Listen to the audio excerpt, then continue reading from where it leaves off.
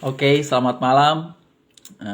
Waktu Indonesia Barat, setengah malam waktu Indonesia Tengah, dan malam agak malam sekali waktu Indonesia Timur ya. Kita kembali live untuk Saturday Nights with Let's Talk live on Instagram. Ya, saya sudah bisa melihat Ibu Dr. Basaria di sini. Saya invite dulu. Silahkan Ibu Dr. Basaria join. Saya sudah invite di Instagram. Ya, oke. Ya, kita kembali. Selamat datang semuanya. Terima kasih Dr. Basaria. Kali ini lancar semuanya koneksinya ya. Kita kembali di acara Saturday Nights with Let's Talk. Kali ini adalah edisi ke-50. Kita akan membincang, ngobrolin dengan guest yang sangat qualified dan bisa diandalkan untuk tema malam ini, yaitu tentang penanggulangan HIV dan AIDS. Dan kali ini fokusnya sangat penting, yaitu menggali informasi terkait penanganan dan penanggulangan HIV dan AIDS di konteks lokal gitu ya. Ini hal yang sangat penting. Kita perlu tahu dan kita punya narasumber yang benar-benar bisa menjadi informan sangat penting dan bisa diandalkan untuk menggali persoalan dan tema malam ini. Sekali lagi temanya adalah HIV dan AIDS dalam konteks lokal, dan kita akan belajar konteks lokalnya itu di Tapanuli, di Tarutung, Sumatera Utara. Sambil menunggu teman-teman yang lain bisa ikut bergabung di sini, nanti juga saya akan perkenalkan Ibu Dr. Basaria, guest atau narasumber kita malam ini. Tapi mungkin sedikit catatan, kita akan bicara tadi HIV/AIDS, ya, HIV dan AIDS. Mungkin selama ini sudah menjadi subjek yang sangat populer gitu ya. Semua orang tahu, tapi tahu itu bukan berarti paham sepenuhnya. Bahkan mungkin mengenal apa itu HIV dan AIDS pun kita belum sepenuhnya valid gitu ya, belum sepenuhnya akurat. Jadi mungkin nanti sebelum bicara tentang terkait konteks lokal penanganan dan penanggulangan HIV dan AIDS, kita juga akan coba memahami lagi apa sih HIV dan AIDS, kenapa ditulis HIV dan AIDS, dan kadang-kadang HIV-nya dengan huruf kapital dan AIDS-nya dengan huruf kecil misalkan kayak gitu. Kenapa? Apa bedanya HIV dan AIDS? Tapi yang lebih penting lagi bahwa semoga diskusi kita bisa membantu kita semakin paham persoalan ini, semakin paham HIV dan AIDS gitu ya, sebagai isu kesehatan, sebagai isu sosial, kenapa ini bisa menjadi isu sosial dan seterusnya seperti itu. Pengetahuan yang mungkin tidak valid dan tidak akurat seringkali membuat kita bersikap stigmatik ya terhadap warga negara yang terinfeksi HIV dan AIDS atau sedang menjadi pasien AIDS. Seperti kita tahu, misalkan ada gagasan atau ada usulan konyol untuk menangani HIV dan AIDS dengan melakukan poligami misalnya kayak gitu, dan itu terjadi atau ditunjukkan oleh orang-orang yang bukan cuma dianggap dalam tanda kutip pendidikannya nggak memadai, tapi orang-orang yang berpendidikan tinggi pun seringkali melakukan hal yang sama, stigmatik. Selain karena tidak tahu, juga karena ya itu memang cara berpikirnya sudah stigmatik terhadap HIV dan AIDS ini. Mungkin hampir sama seperti ketika kita mengalami pandemi COVID-19 gitu ya. Dianggapnya ini penyakit kutukan lah, penyakit yang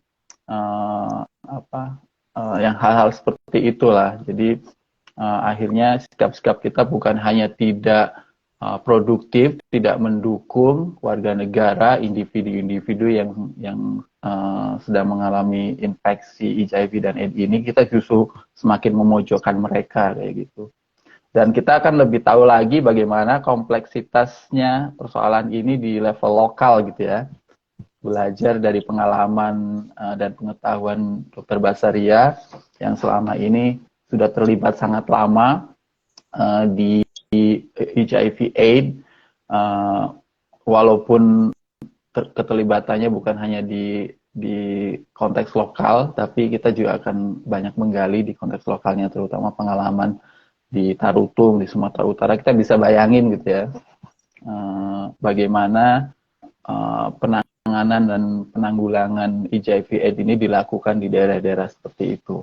Di level nasional aja mungkin gitu ya, bayangan kita masih nggak mudah, apalagi di daerah. Dan kita juga pembicaraan ini dan pengalaman Dr. Basaria juga membuat kita semakin paham bahwa HIV/AIDS itu bukan cuma persoalan kota besar gitu ya, bukan cuma persoalan nasional misalkan kayak gitu. Ini juga ternyata masuk ke wilayah-wilayah yang ya seperti Tarutung misalkan kayak gitu, yang yang mungkin kalau ada masalah seperti ini kita bisa bayangin gimana fasilitasnya, gimana layanan kesehatannya, gimana layanan-layanan lain yang memungkinkan individu atau warga negara yang terinfeksi HIV/AIDS ini bisa mendapatkan layanan kesehatan yang memadai, yang memungkinkan dia bisa mengatasi penyakitnya ini, seperti itu. Jadi kita bisa bayangin gitu ya.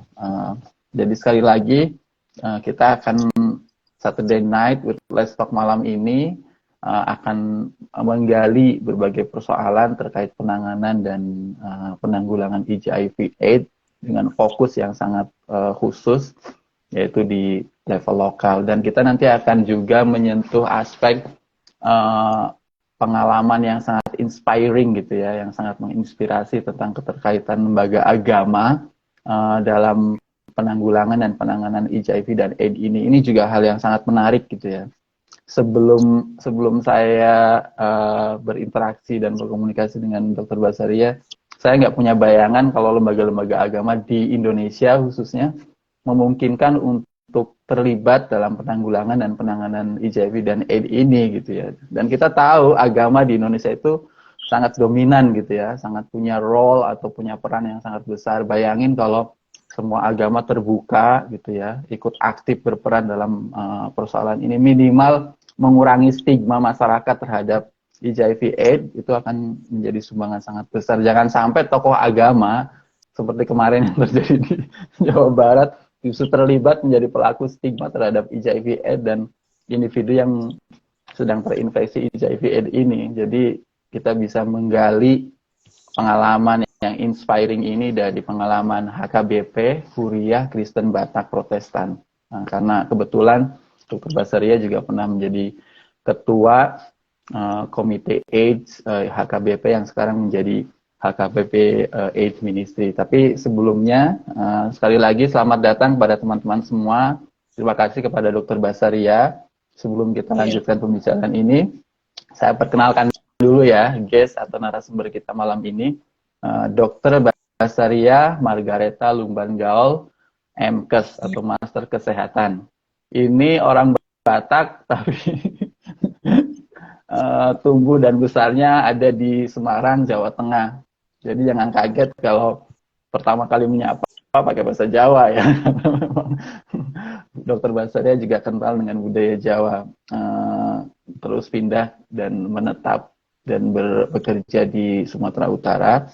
Dr. Basaria lulusan S1-nya di kedokteran Universitas Diponegoro di Semarang, kemudian melanjutkan S2 juga di Magister Promosi Kesehatan dengan bidang peminatan, kesehatan reproduksi, dan HIV. Nanti kita juga akan gali, ini juga menarik gitu ya, bahwa ternyata di Indonesia sudah ada bidang-bidang studi yang fokus ke HIV gitu ya.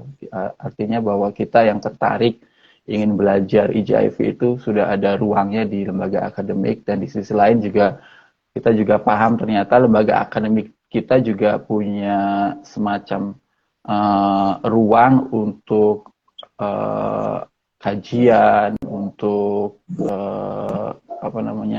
membuat eksperimen mungkin tentang HIV/AIDS seperti ini. Itu artinya bahwa sementara kita pikir bahwa HIV/AIDS ini cuma pengetahuan sekilas, ada beberapa lembaga yang selama ini tetap aktif gitu ya. Di balik layar kita nggak tahu, ternyata sangat aktif mencari obat, mengetahui berbagai pengetahuan tentang HIV dan AIDS ini. Pekerjaan Dr. Basaria ini dimulai dari pekerjaan-pekerjaan sosial yang di level masyarakat, pernah bekerja di puskesmas, kemudian juga pernah menjadi pemegang program HIV atau penyakit menular di Dinas Kesehatan Kabupaten Toba di Sumatera Utara. Kemudian juga ini juga yang sangat terkait dan membuat Dr. Basaria sangat qualified untuk menjadi narasumber malam ini. Dr. Basaria sudah lama sekali terlibat di HIV/AIDS, pernah menjadi konsultan HIV dan AIDS untuk wilayah Asia di United Evangelical Mission ya.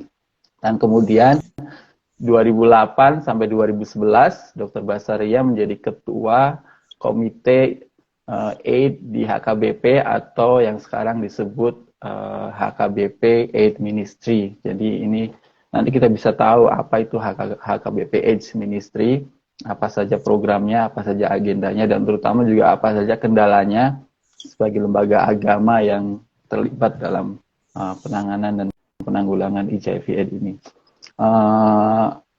Dr. Basaria juga sekarang adalah dokter fungsional di IGD Rumah Sakit Tarutung di Sumatera Utara. Saya kalau nyebut-sebut Sumatera Utara sebenarnya bikin saya kangen sendiri sama keluarga. Karena keluarga saya di Medan sana. Tapi kebetulan tahun lalu saya sempat pulang, dan sekarang malam ini saya ketemu lagi dengan warga Sumut lagi ya. Jadi bisa mengurangi rasa kangen.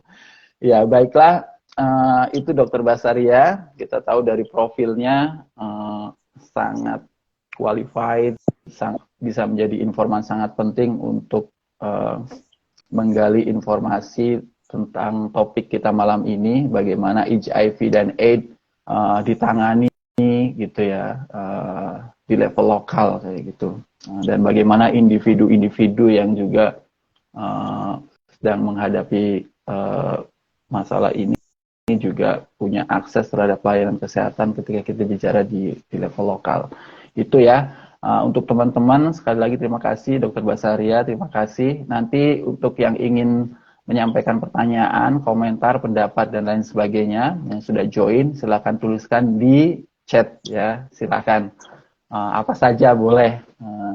Mumpung kita punya narasumber yang sangat penting di sini. Nanti kalau waktunya nggak cukup, bisa kontak kita untuk bisa kita lanjutkan di forum di luar live Instagram ini. Kita akan bicara sekitar 1,5 jam gitu ya. Baiklah, kita mulai aja obrolan kita.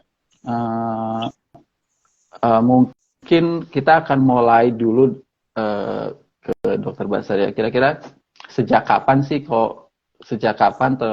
terlibat dalam aktivisme atau kegiatan penanggulangan dan penanganan HIV, atau sejak kapan tertarik untuk fokus pada isu-isu HIV/AIDS ini, dan kenapa gitu loh. Kalau mungkin bicaranya tahun 90-an, tahun awal-awal akhir-akhir 90-an, itu masa-masa orang belum banyak mungkin gitu ya, dan masih banyak yang saya bilang tadi pandangan stereotip. Tapi kenapa Dr. Basaria malah tertarik untuk khusus fokus pada HIV dan AIDS ini? Silakan Bu untuk memulai. Terima kasih sebelumnya, suatu kehormatan dapat undangan untuk bicara di Let's Talk ini. Terima kasih buat Let's Talk yang sudah undang saya. Ini di sini saya juga mau menyapa Mas, teman-teman saya yang gabung di sini. Ada beberapa juga yang bersama-sama dengan saya waktu di dalam komite HIV/AIDS, Ucok Tambah, Nur Hayati, sebagainya. Memang kalau isu HIV dan AIDS ini mulai menarik bagi saya itu tahun 2004-2005, Mas. Pada saat itu saya kan dulu bekerja di Kabupaten Toba ya. Jadi tadinya bukan Tapanuli Utara tempat saya sekarang, tapi Kabupaten Toba yang tadinya masih merupakan anak dari Tapanuli Utara. Jadi pada saat itu ada ditemukan seorang pasien di Rumah Sakit HKBP Balige. Pasien tersebut banyak sekali, satu pasien tapi berbagai gejala dirasakannya. Jadi ada dia mencret, ada dia batuk-batuk lama, dan bolak-balik gitu ke Rumah Sakit HKBP pada saat itu bolak-balik. Nah, pada saat itu ada dokter spesialis penyakit dalam, Dr. Loli Simanjuntak, yang merupakan istri pendeta Gomar Gultom, kalau Mas Farid dua PG sekarang. Nah, Eda itulah, karena suami saya Simanjuntak, saya manggilnya Eda. Eda itulah yang mencurigai ini kok bolak-balik opname gitu. Nah, ternyata diperiksa pada saat itu diperiksanya masih diperiksa di rumah labnya HKBP, baru dikirim ke Medan. Ternyata dan ini adalah pasien AIDS. Nah, itulah penemuan pasien pertama di tahun 2003. Nah, pada saat itu langsung Dr. Loli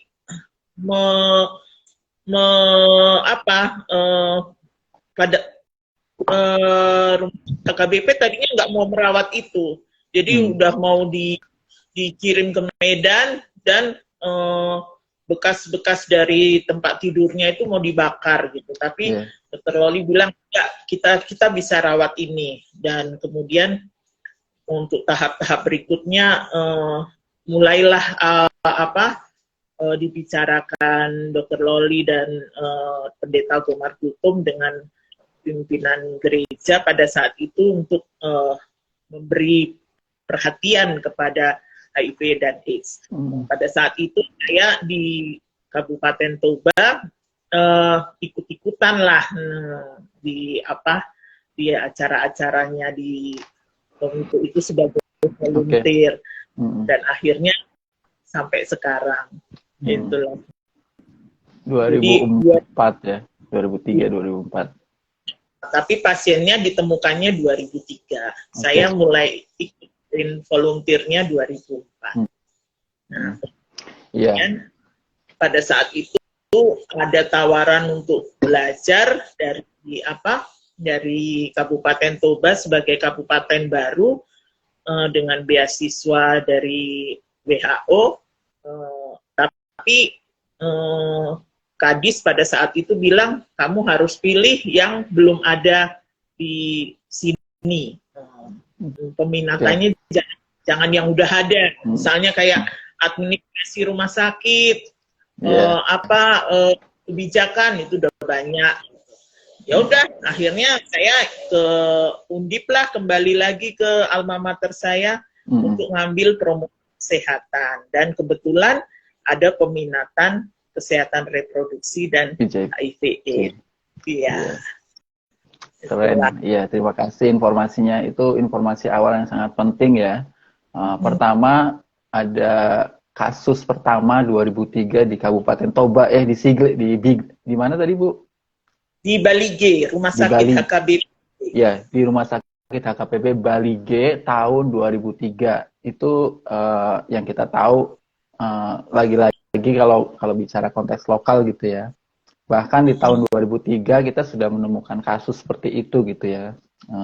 Artinya bahwa HIV dan AIDS ini bukan lagi persoalan kota-kota besar, itu yang kita harus tahu gitu ya. Bukan lagi persoalan-persoalan di pusat-pusat urban seperti itu, tapi juga sudah menjangkau daerah-daerah yang bukan terpencil, tapi daerah-daerah luar gitu ya. Kalau kita bicara misalkan kayak Toba, Tarutung, itu daerah yang jauh dari Bahkan Medan. jangan dibandingkan dari Jakarta ke Medan aja masih jauh gitu ya, sekitar mungkin 300-an kilo ya Bu ya. Iya. Itu HIV sudah ada gitu loh. Iya. Dan kita sangat apresiasi terhadap tenaga lokal kesehatan di sana waktu itu ya, seperti Dokter Loli juga Dokter Basaria sendiri yang akhirnya menjadikan kasus pertama ini pelajaran. Bayangkan kalau kita nggak punya tenaga kesehatan atau nggak punya orang-orang di sana yang terbuka terhadap HIV, mungkin itu akan jadi sejarah yang nggak produktif terhadap penanganan dan penanggulangan HIV di sana gitu ya. Kayak tadi usulan supaya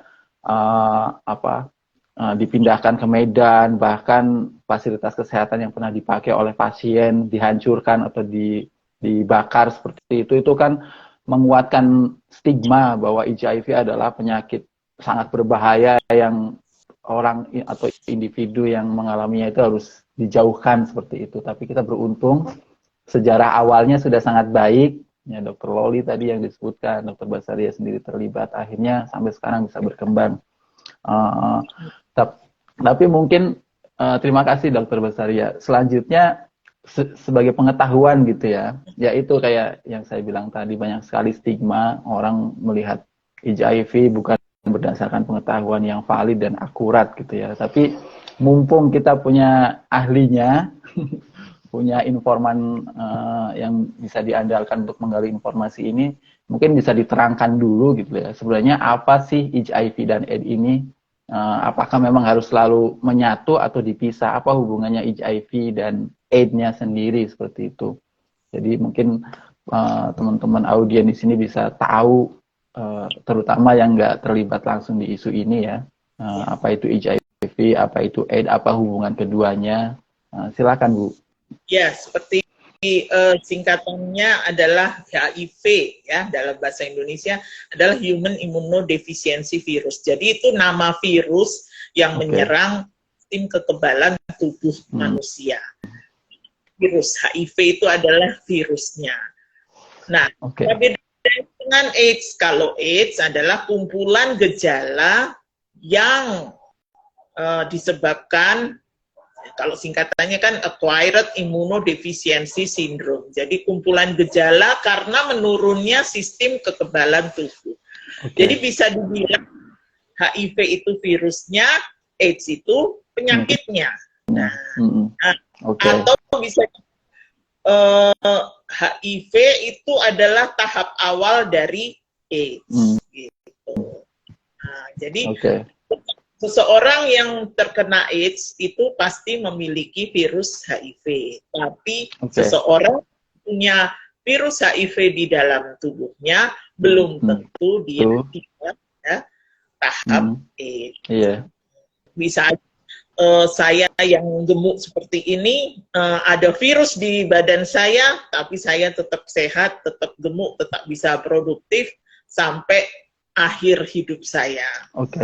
Karena banyak orang-orang yang punya virus HIV di tubuhnya itu sampai tua, meninggalnya bukan karena HIV atau meninggalnya bukan karena AIDS, tapi meninggalnya usia tua atau penyakit degeneratif lainnya.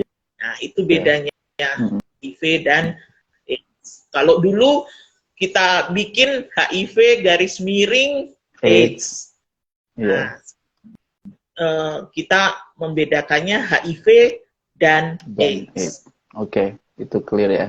Itu clear sekarang. Tapi kira-kira kapan seseorang yang sudah terinfeksi virus HIV ini bisa menjadi pasien atau memiliki penyakit AIDS, Bu? Apakah ada jangka waktunya atau tidak selalu seperti itu? Tadi Bu Dr. Basaria sudah menjelaskan ada juga pasien yang terkena HIV yang terinfeksi HIV tapi tidak sampai kena AIDS gitu ya. Tapi kira-kira apa sih? Apakah ada batasan waktu atau ada hal-hal tertentu yang membuat orang yang terinfeksi HIV ini kemudian akhirnya punya penyakit AIDS? Ya, sebenarnya seseorang itu seperti yang saya bilang tidak selalu orang yang terinfeksi HIV lalu menjadi AIDS. Bisa saja dia sampai mati, sampai meninggal, itu tidak ke tahap AIDS. Jadi kalau dia masuk ke tahap AIDS itu ada tergantung dari beberapa faktor. Yang pertama adalah faktor virusnya sendiri. Berapa banyak jumlah virus yang masuk. Semakin banyak jumlah virus masuk, maka kemungkinan untuk menurun sistem kekebalan tubuhnya tentu semakin banyak. Kemudian gaya hidup seseorang. Jadi dia memiliki virus HIV, tapi kalau gaya hidup sehat, makan makanan bergizi, tidak merokok, tidak clubbing, maksudnya tidak begadang, gitu kan, teratur istirahat, teratur aktivitas, teratur olahraga, itu tidak akan semakin membuat perjalanan HIV menjadi AIDS itu semakin melambat. Kemudian juga selain tadi tentang virusnya, kemudian gaya hidupnya, kemudian juga apakah dia memiliki faktor kalau sekarang di zaman COVID ini komorbid. Nah, kalau dia punya komorbid atau penyakit penyerta, ya semakin menyulitkan ya, atau semakin membuat virus itu berkembang biak. Misalnya dia ada DM-nya, dia ada TB sebelumnya, tuberkulosis ya, penyakit paru-paru. Ya, itu akan membuat perjalanan penyakit semakin cepat menjadi tahap AIDS. Kemudian faktor yang berikutnya adalah faktor minum obat. Minum obat antiretroviral atau ARV itu sangat-sangat membuat seseorang itu tetap pada tahap HIV, ya. Bahkan banyak teman-teman kami ODIV itu undetectable. Jadi virusnya itu sudah tidak terdeteksi lagi, dianggap nggak ada, dan otomatis itu tidak menularkan kembali, tidak menularkan ke orang lain, meskipun dia bukan perilaku berisiko. Jadi itu mas faktornya. Jadi nggak bisa kita perkirakan jangka waktu berapa tahun lalu menjadi AIDS, itu nggak bisa diperkirakan, tergantung dari faktor-faktor yang tadi saya sebutkan tadi. Mungkin balik lagi sedikit tentang gejala dulu Bu, biar kita tahu gitu ya. Terutama kalau apalagi ini yang kita bicara konteksnya konteks lokal gitu ya, mungkin nggak semua orang aware, tapi ini penting. Apa sih sebenarnya gejala-gejala orang yang kalau sebelum misalkan pergi ke dokter gitu ya, tapi kita bisa mendeteksi kira-kira mungkin ini ada hubungannya spesifik bahwa dia terinfeksi HIV gitu ya. Kira-kira apa sih Bu yang paling membedakan orang yang terinfeksi HIV dengan virus lain ini, supaya kita aware, akhirnya kita bisa punya tindakan seperti tadi gitu ya, bahwa ketika kita berhadapan dengan individu atau kita sendiri nggak langsung stres gitu ya. Biasanya kan seperti itu. Kita mengenali dulu kira-kira apa sih gejalanya atau ciri-cirinya ketika kita awal-awal kemungkinan terinfeksi oleh HIV, bisa nggak dideteksi? Ya, kalau dia di tahap HIV mungkin tidak terlalu spesifik ya, karena pada saat dia terinfeksi atau masuknya virus itu nggak ada hal yang spesifik, paling demam-demam biasa. Tapi kalau dia virusnya itu mulai semakin banyak, akhirnya mulailah dia masuk ke awal-awal pre-AIDS. Jadi misalnya dia sering demam, dikasih antibiotik, diobatkan, berobat dia, tapi nanti seminggu lagi demam lagi. Atau dia sering menstruate, diare, ya. Kalau kita yang tidak terinfeksi, mungkin kalau diare, kalau saya sendiri, kalau saya diare, saya nggak minum obat apa-apa karena bagi saya itu mengurangi lemak 1 ons. Saya sulit untuk diare gitu. Tapi kalau ada pasien bolak-balik dia udah minum diatap, udah minum daun jambu, udah minum apa segala macam Imodium, tapi terus diare, nah perlu dirinya mewaspadai, jangan-jangan aku terinfeksi HIV. Kemudian sering batuk, ya batuk yang lebih dari 3 bulan itu juga perlu waspada. Orang yang TBC itu biasanya kita harus curiga juga dia memiliki virus HIV. Jadi seseorang yang ada gejala yang sakit bolak-balik, kemudian juga sariawan bolak-balik, sariawan sembuh di bibir kiri, nanti muncul lagi di bibir kanan, kemudian muncul lagi di langit-langit, nah itu juga perlu diwaspadai. Kemudian herpes itu biasanya pada orang tua, tapi kalau di usia muda, herpes itu kayak gelembung-gelembung kan, nah, kalau di bolak-balik di orang muda, itu juga perlu diwaspadai, jangan-jangan itu dia terinfeksi virus HIV. Kemudian selain gejala-gejala itu semua, kembali, apakah kita pernah melakukan atau terpapar melalui perilaku-perilaku berisiko. Jadi perilaku berisiko itu misalnya 1 bulan yang lalu misalnya saya pernah mendapatkan transfusi. Perilaku berisiko itu belum tentu karena saya nakal ya. Perilaku berisiko itu juga menerima transfusi darah. Mungkin saya operasi sesar waktu melahirkan dan butuh darah. Mendapatkan darah itu juga suatu perilaku berisiko. Merupakan situasi yang berisiko untuk terkena HIV. Karena kadang darah yang masuk ke tubuh kita itu memang diperiksa oleh PMI. Tapi kita ingat lagi ada yang namanya masa inkubasi.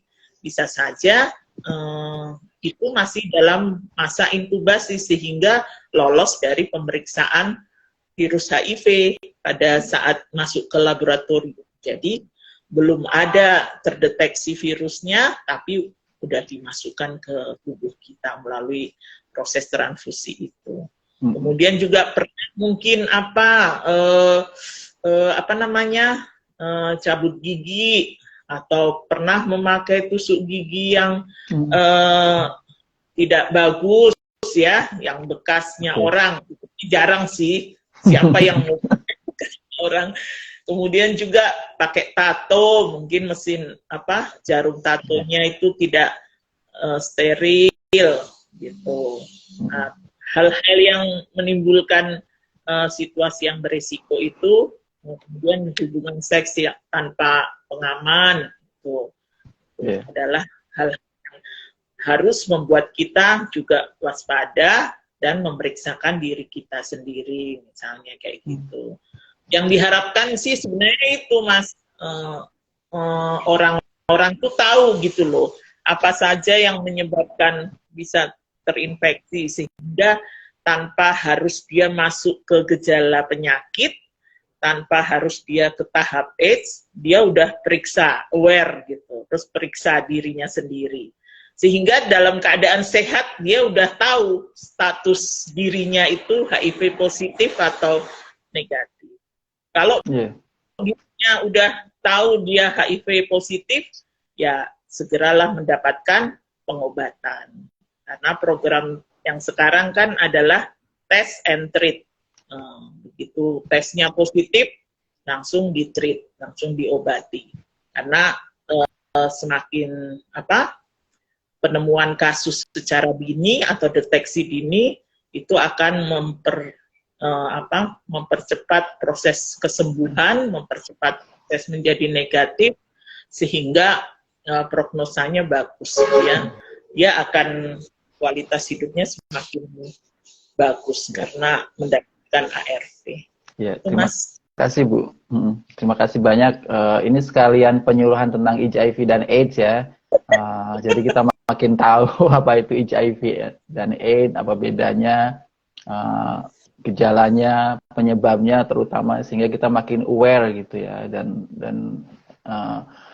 menjaga diri juga lebih responsif ketika mendapatkan hal seperti itu. Dan tadi saya pikir yang penting juga bahwa apapun lah, ketika kita merasa punya gejala, dan gejala itu terkait dengan tadi perilaku beresiko HIV gitu ya, yang banyak sekali tadi disebutkan, bahkan hal-hal yang nggak terduga, mungkin kita nemu tusuk gigi nggak sengaja kita pakai, bisa kena seperti itu. Kita bisa langsung tes gitu ya, jangan takut untuk tes HIV untuk memastikan bahwa kita steril atau kita terinfeksi. Itu penting sekali, karena ketika kita tes, bahkan ketika akhirnya kita ternyata tertular pun, kita bisa treatment gitu ya, bisa punya langkah selanjutnya yang membuat kita lebih survive seperti itu. Itu penting sekali.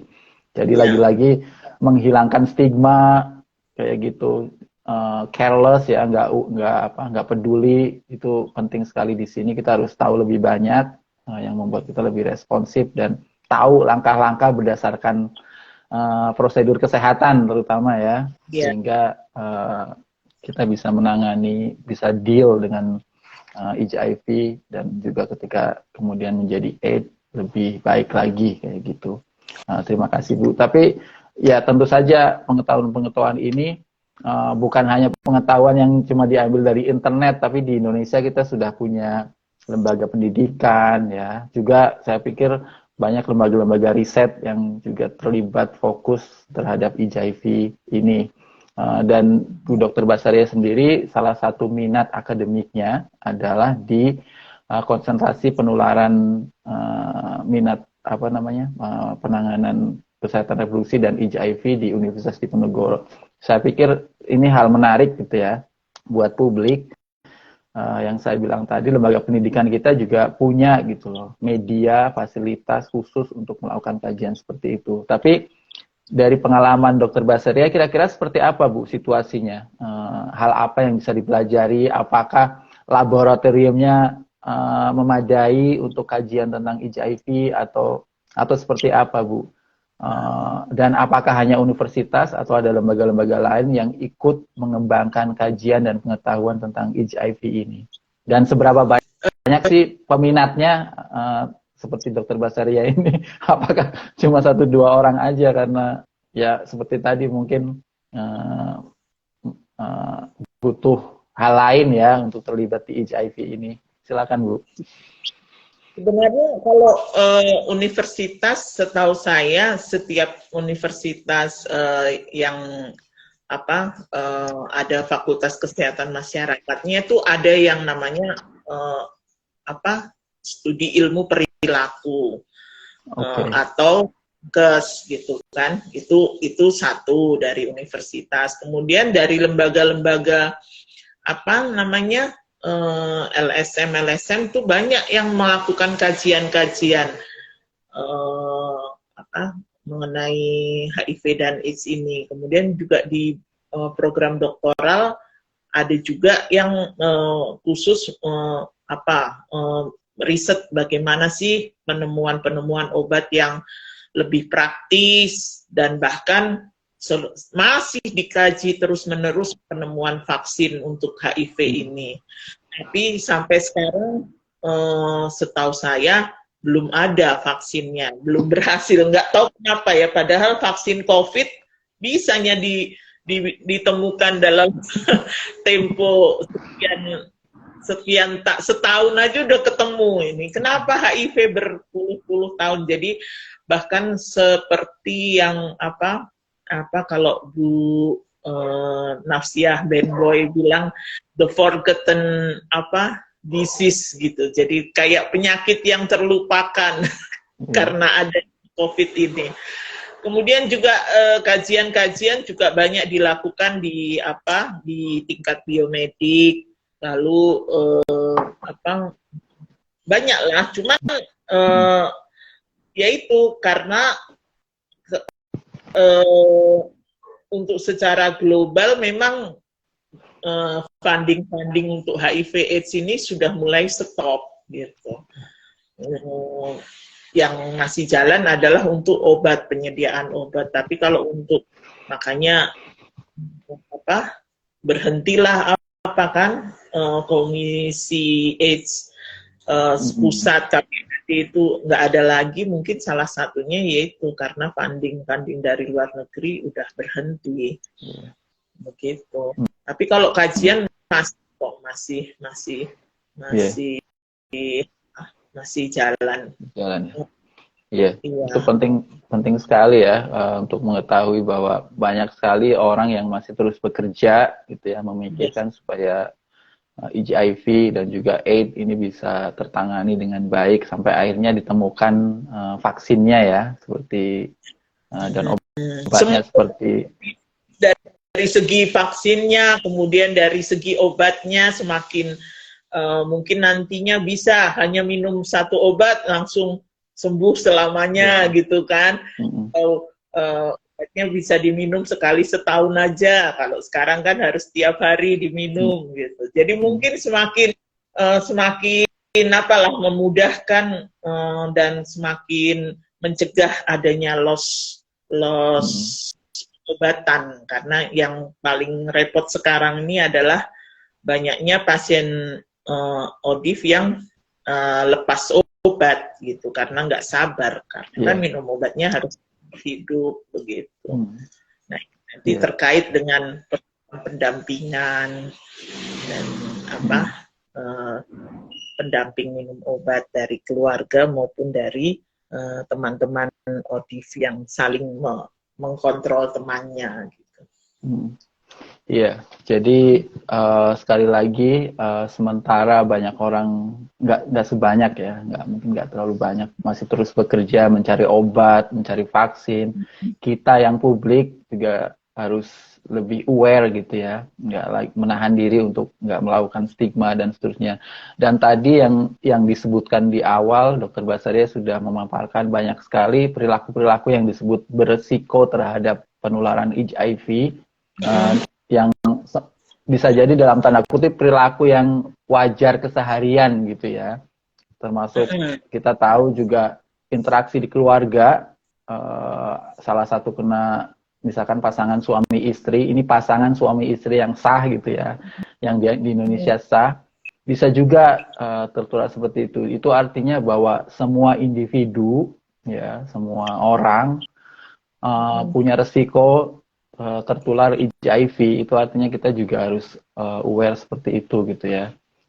Penting sekali tadi menekankan bahwa yang disebut beresiko tertular HIV itu bukan cuma perilaku-perilaku yang dianggap tidak diterima di masyarakat gitu, yang tidak wajar, tapi perilaku-perilaku keseharian juga bisa gitu ya Bu. Mungkin itu yang juga perlu ditekankan ya. Iya, bahkan kalau dari persentase penderita HIV itu homoseksual itu hanya 17%, Mas. Yang paling banyak itu justru heteroseksual. Heteroseksual itu ada 35% lebih. Kemudian homoseksual hanya 17%.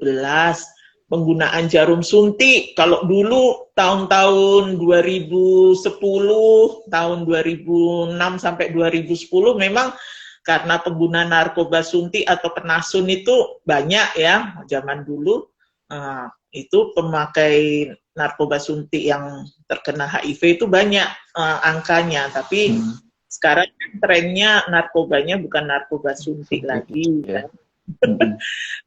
Sekarang narkobanya jenis yang lain, dan kemudian juga kalaupun dia memakai narkoba suntik sudah pakai jarum yang steril, bukan lagi yang satu jarum rame gitu kan. Nah, jadi yang banyak sekarang dari heteroseksual, homoseksual 17%, kemudian penggunaan jarum suntik yang bergantian hanya 4%. Itu berarti sisa-sisa 2010 lah itu. Iya, itu penting sekali ya. Ternyata yang disebut perilaku beresiko itu ya bahkan perilaku kita sendiri bisa jadi seperti itu. Jadi berusaha yang memungkinkan perilaku itu menjadi medium penularan HIV kita coba kontrol ya, kayak tadi safe sex ya, berhubungan seks yang aman, perlu sekali dikampanyekan gitu ya. Iya. Seperti itu. Sementara orang kalau yang jajan gitu ya, mereka memakai pekerja seks gitu. Kalau pekerja seksnya sudah aware menawarkan, Mas ya pakai kondom, mana mau, nggak mau itu. Loh, berani-beraninya kau nyuruh saya pakai kondom, padahal kan kita kalau mobile klinik ke lokalisasi gitu kan kita bagi juga kondom gitu kan. Sementara kalau misalnya si pekerja seksnya pakai kondom perempuan itu mahal kan, nggak ada di program, harus beli sendiri 50.000 satu biji, sementara biaya dapatnya duit hanya 50, ya habislah. Iya, lagi-lagi itu ya, bukan cuma aware sama keselamatan orang lain, keselamatan sendiri juga gitu ya, tapi juga yang paling penting keselamatan orang lain. Kita berhubungan seks terutama berhubungan seks yang juga menjadi salah satu perilaku berisiko penularan HIV, terutama buat orang-orang yang melakukan hubungan seks tidak tunggal gitu ya, tidak hanya dengan satu orang, tapi berganti-ganti. Kita sangat menekankan untuk memikirkan itu, melakukan kegiatan seks secara aman dengan menggunakan kondom dan seterusnya. Ya aware sendirilah seperti itu. Sakit itu nggak enak gitu ya, apalagi kita menularkan ke orang lain seperti itu. Kalau beli kondom sekarang kan udah gampang, di mart terdekat udah bisanya kita beli gitu. Nggak sulit dan dulu.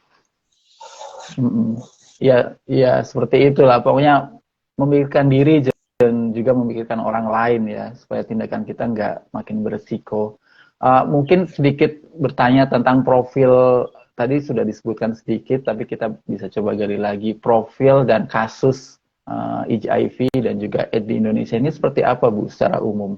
Jumlahnya sekarang, dan kemudian kalau tadi sudah disebutkan dari segi orientasi seksual, kalau dari segi jenis kelamin dan gender seperti apa Bu perbandingannya antara laki-laki dan perempuan? Ya, kalau untuk HIV-nya sendiri ya kan beda kan antara HIV dengan AIDS ya. Kalau HIV penderita orang yang hidup dengan virus HIV itu estimasinya sekitar 500 ribuan lebih, sekitar 50.000 lah. Kemudian untuk yang tahap AIDS itu ada setengahnya sekitar 200 itu udah tahap AIDS. Kemudian kalau dari profil jenis kelamin, laki-laki lebih banyak daripada perempuan. Sama antara HIV dan AIDS itu laki-laki lebih banyak daripada perempuan. Kemudian penderita atau orang dengan HIV itu yang paling banyak usia 20 sampai 24. 25 sampai 29 Mas yang paling banyak. Jadi usia-usia produktif lah memang kan. Kemudian yang paling banyak ke nomor 2 adalah usia 20 sampai 24. Kemudian yang berikutnya rata. Tapi yang paling banyak 25 sampai 49 itu sekitar 70%. Dari kalau dari situasi seluruh Indonesia, Sumut itu masuk ke 7 besar, Mas. Dia ranking ke-7. Sesudah DKI, Jawa Timur, Jawa Barat, Jateng, Papua, Bali, baru Sumatera Utara. Tapi sekali lagi itu belum tentu menggambarkan hal yang sesungguhnya, karena kita tahu bahwa fenomena gunung es HIV itu memang masih ada sampai sekarang. Nggak pernah periksa, nggak pernah ada program membilangkan daerahnya adalah daerah yang nggak ada penderita, itu nonsen. Jadi kalau pernah ada penemuan kasus, usaha untuk menemukan kasus, belum tentu memang nggak ada kasus, tapi bisa aja belum terdeteksi. Gitu. Jadi jangan bangga dulu daerah-daerah yang ranking 30-an gitu.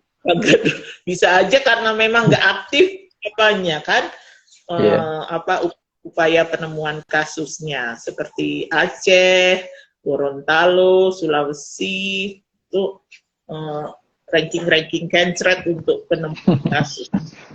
Iya, itu penting sekali ya, jangan terlambat gitu loh, jangan menunggu kasus gitu ya, nganggap semuanya nggak ada, nanti kasus satu muncul, ternyata di lapangan sudah sangat banyak seperti itu, dan itu memungkinkan gitu ya, kalau ada satu kasus di lapangan, itu bisa jadi yang Dokter Basira bilang tadi, itu sebenarnya menggambarkan gunung es gitu loh, karena tadi perilaku beresiko kita yang di masyarakat juga belum sebelumnya aware gitu ya, yang kemungkinan penularan HIV itu sangat besar kayak gitu.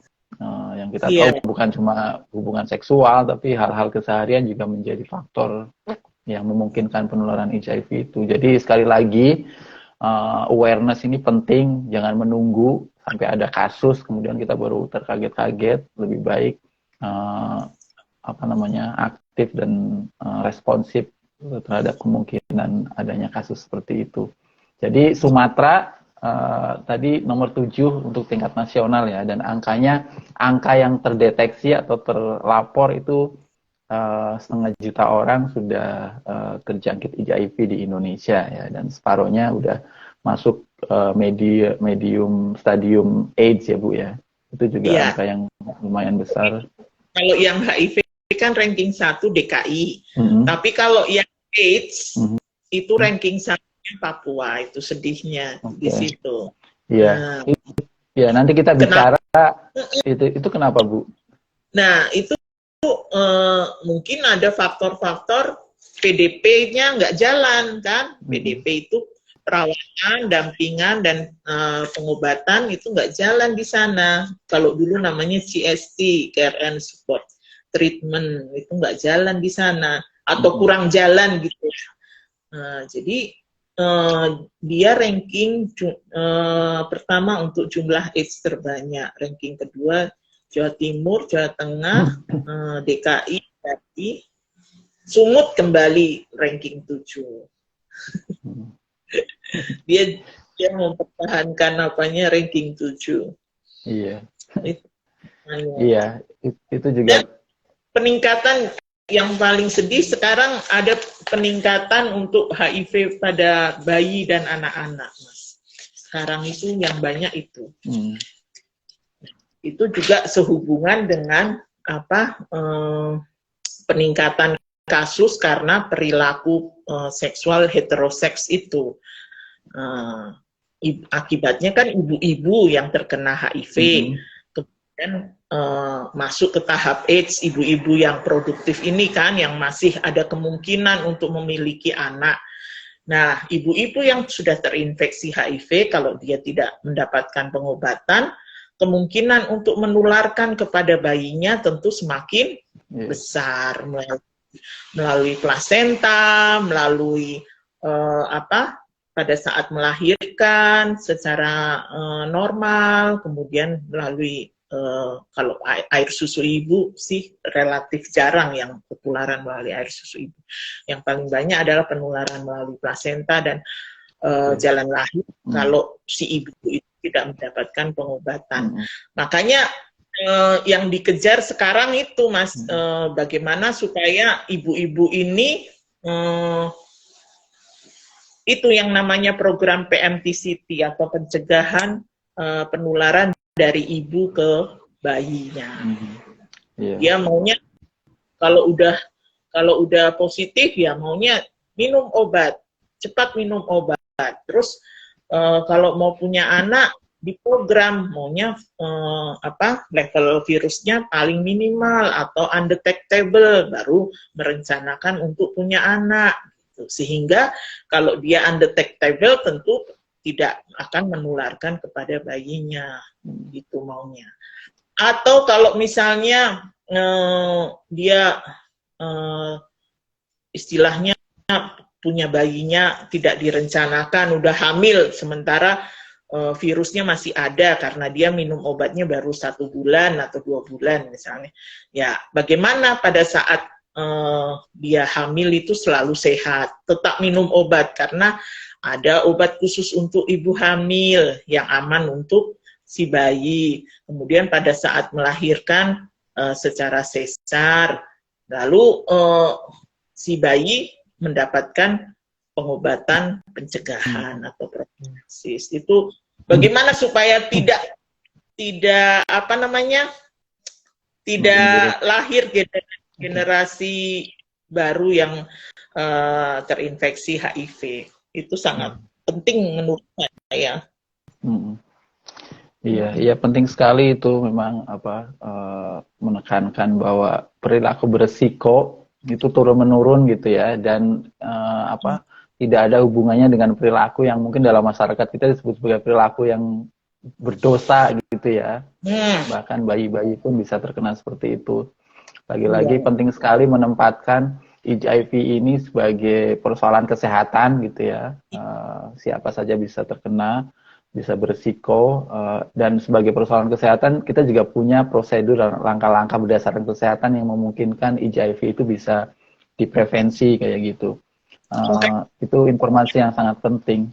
Ya, saya selalu kalau pas penyuluhan gitu, aku selalu bilang HIV itu, orang terinfeksi HIV itu sebenarnya sama aja dengan orang kena diabetes mellitus, kena DM, kena kencing manis. Nggak ada bedanya.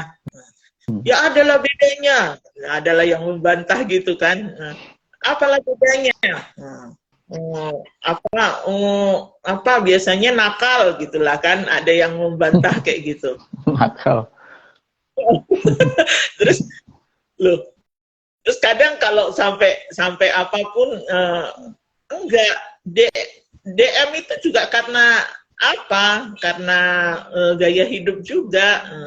Jadi sebenarnya sama, persamaannya dia harus minum obat seumur hidup, persamaannya lagi gaya hidupnya harus gaya hidup sehat. Jadi sama sebenarnya. Dan semuanya itu dapat orang tersebut dapat hidup sehat asalkan minum obat dan gaya hidup sehat. Udah, itu sama sebenarnya. Ya, itu yang perlu tekankan ya, perspektif tentang kesehatan terhadap HIV itu sangat penting. Jadi jangan dibawa-bawa ke urusan dosa, moral, dan seterusnya. Fokus ke ini adalah isu kesehatan, kita bisa preventif, juga bisa intervensi secara lebih maksimal ya. Saya kembali ke perbandingan antar daerah tadi, saya pikir sangat penting gitu ya, untuk melihat faktor di luar individu ya Bu ya.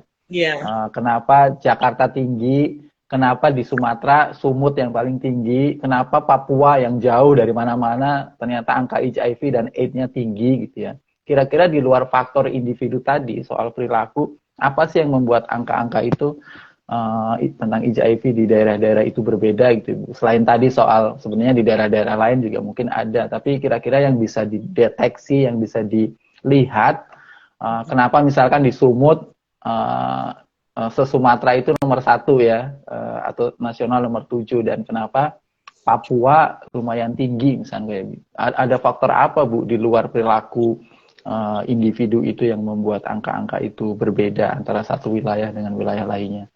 Sebenarnya sih kalau saya melihatnya ya hanya secara epidemiologi aja. Kalau daerah-daerah DKI kan tiga kota terbesar di Indonesia itu kan DKI, Surabaya, sama Medan. Kan? Jadi semualah di situ, kepadatan penduduk juga paling banyak, fasilitas hiburan paling banyak, fasilitas kesehatan juga paling banyak. Itu aja sih yang menyebabkan kemungkinan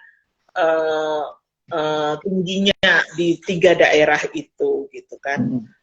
Kemudian kalau mengenai Papua itulah ada dulu waktu tahun-tahun aku masih ikut ICAP atau Konas HIV tahun-tahun 2011-2012 itu anggapan bahwa untuk menambah kesuburan di tanah Papua itu katanya sperma itu harus jatuh ke tanah gitu.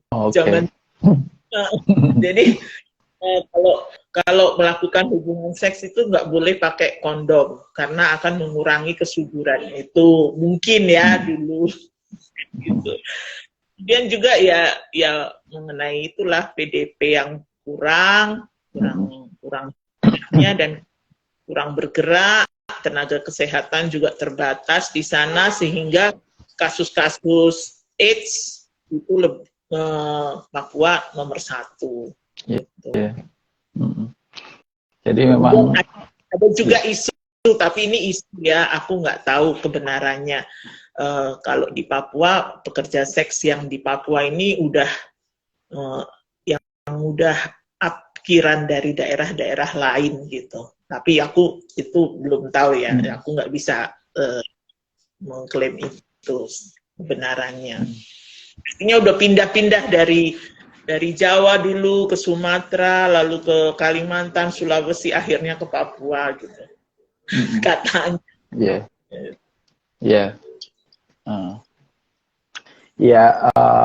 Apa namanya? Kita juga bicara tentang tadi fasilitas layanan kesehatannya yang mungkin atau program-program penanggulangan HIV yang memang berbeda gitu ya. Kalau di pusat-pusat kota mungkin akses terhadap hal seperti itu lebih mudah, kalau di daerah mungkin lebih terbatas seperti itu. Dan kita bicara Sumatera sendiri, mungkin juga meskipun konsentrasinya di Medan, tapi ternyata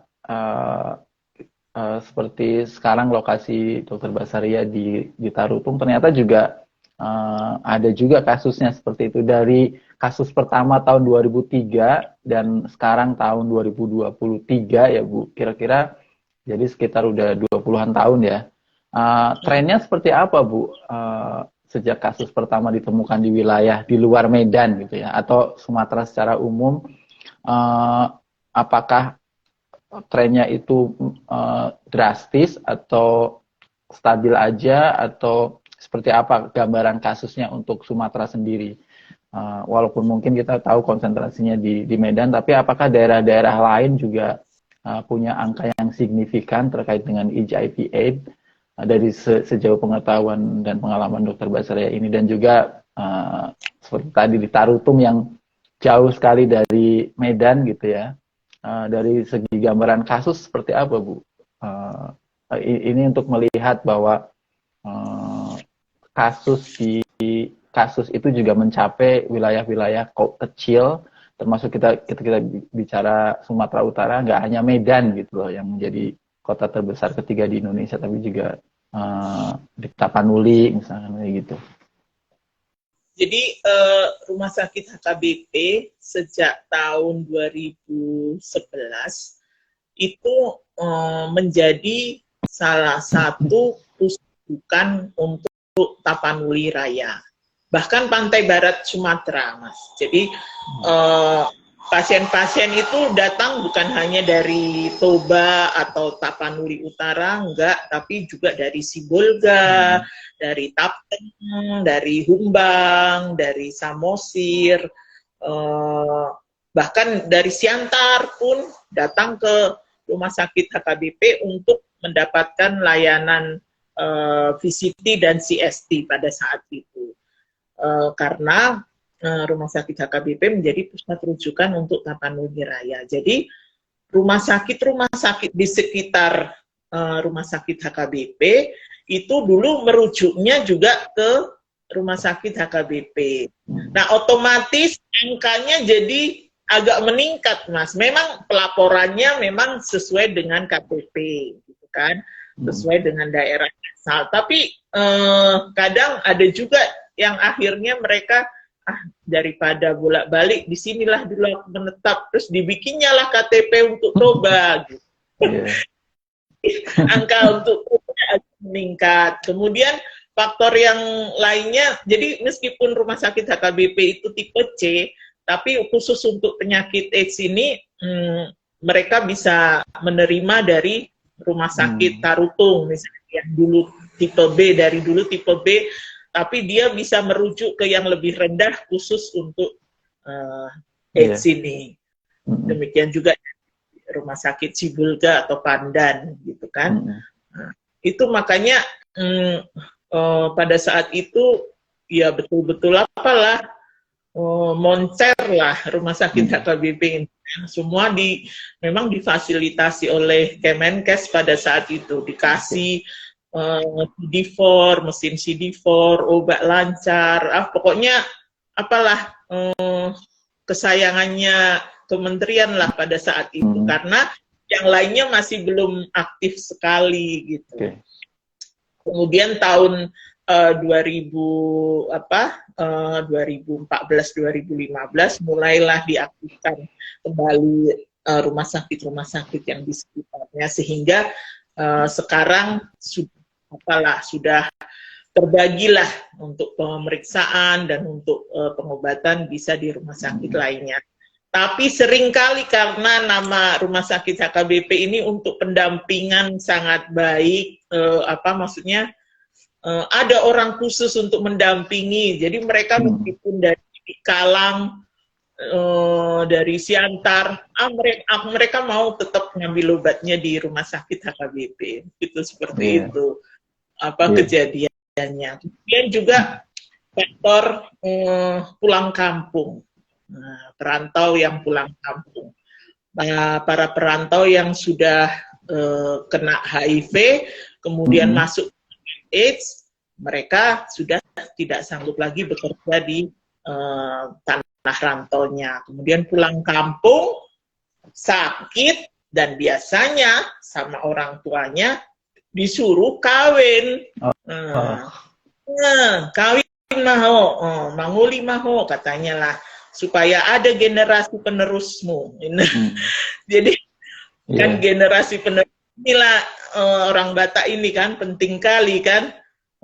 Udah ditengoknya anaknya sakit-sakitan, disuruhnya kawin, tapi tidak diobati dulu anaknya ini sebelum disuruh kawin. Akibatnya dia menularkan kepada istrinya dan kemudian lahir anak yang terinfeksi HIV. Nah, itulah problemnya, makanya banyak ini di daerah-daerah yang notabene 6 jam, 7 jam dari Medan, tapi kok banyak penderita HIV-nya. Kemudian yang ketiga adalah pemakai narkoba suntik. Narkoba ini kan udah sampai ke desa-desa kan, bahkan ke daerah Nias itu tahun 2013 saja saya sudah pernah mendapati di lampu merah di Gunung Sitoli itu anak-anak ngelem. Si anak-anak sekolah gitu udah pakai ngelem di lampu merah. Nah, kalau udah pakai narkoba ya sudahlah kan, otomatis perilaku seksualnya pasti tidak aman. Otomatis selain perilaku seksual, pemakai narkoba suntik pada saat itu. Nah, jadi faktor resiko dari narkoba ini, perdagangan narkoba ini seperti benang ruwet yang sampai ke desa-desa. Jadi memang butuh kerja sama. Waktu itu ada pesta simin. Pesta simin itu pesta tugu, memestakan tugu gitu ya. Tugunya marga ini misalnya. Jadi berpestalah mereka di depan sana, tapi anak-anak mudanya nyuntik di dapur. Aku sampai gemetar aku waktu itu. Aduh. Itu di kampung-kampung yang pelosok, yang daerah Sibisa pada saat itu. Aduh. Iya. Jadi memang sudah masif dan kompleks persoalannya ya, yang butuh peran dan partisipasi kita semua, jangan hanya jadi tanggung jawab dan peran tenaga kesehatan gitu ya, mereka menjadi tenaga-tenaga kesehatan ini. Kita semua publik juga harus ikut aware, apalagi tadi juga ada beberapa praktek sosial budaya yang memungkinkan itu juga menjadi faktor penularan HIV karena kita tidak aware ya, tidak terlalu paham HIV dan AIDS ini. Jadi tadi orang yang sudah tertular HIV malah disuruh nikah, disuruh punya anak, kita kebayang seperti itu kan, kalau kasusnya nggak cuma satu. Jadi banyak sekali pekerjaan yang bisa kita lakukan, yang perlu kita lakukan untuk penanggulangan dan penanganan HIV dan AIDS ini, bukan hanya menjadi tanggung jawab dan peran tenaga kesehatan. Kita mungkin fokus ke HIV, ke HKBP ini Bu, menarik sekali, sudah diandalkan di wilayah-wilayah seperti tadi Tapanuli, bahkan Tapanuli Raya ya, semua Tapanuli, Toba, Samosir dan seterusnya seperti itu. Kira-kira apa yang membuat rumah sakit HKBP ini bisa diandalkan seperti itu, Bu? Itu yang pertama. Yang kedua, mungkin perlu dijelaskan dulu HKBP itu apa ya? Mungkin ada beberapa teman yang belum paham.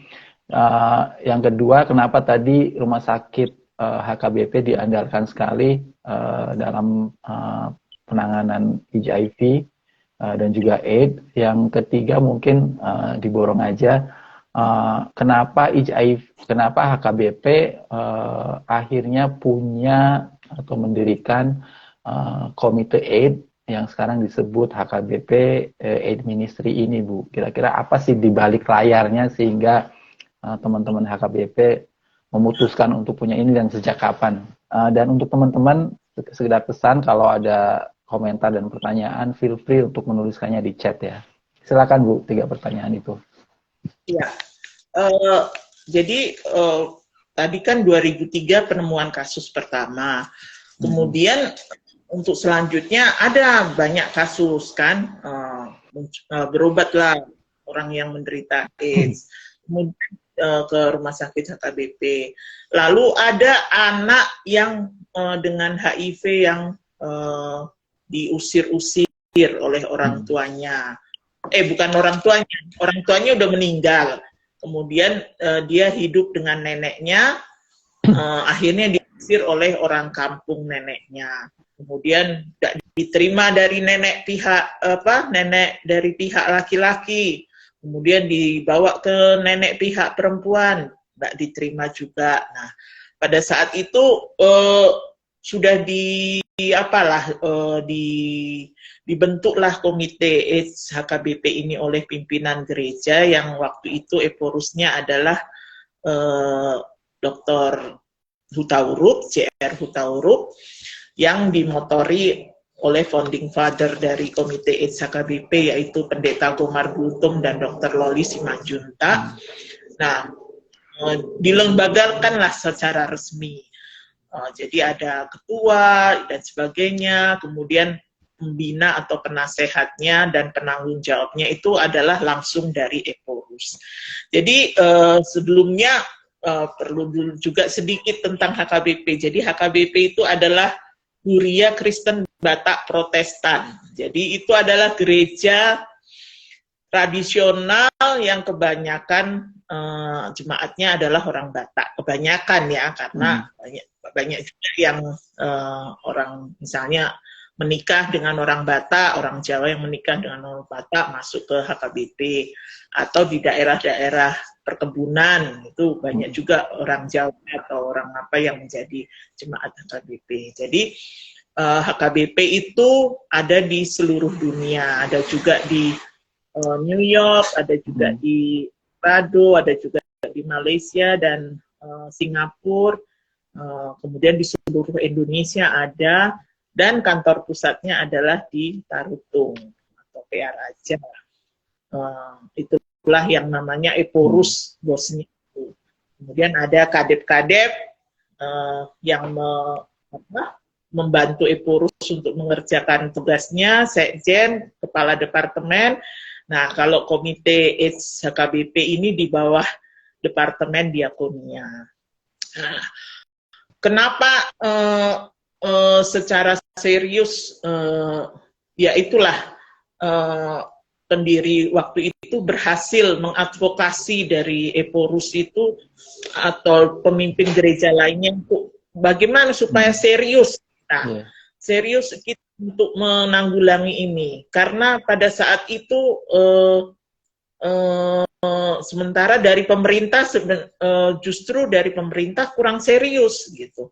Karena ada pun KPAD pada saat itu, KPAD di Toba, kegiatannya hanya di tanggal 1 Desember aja. Jadi dapat dananya hanya untuk tanggal 1 Desember.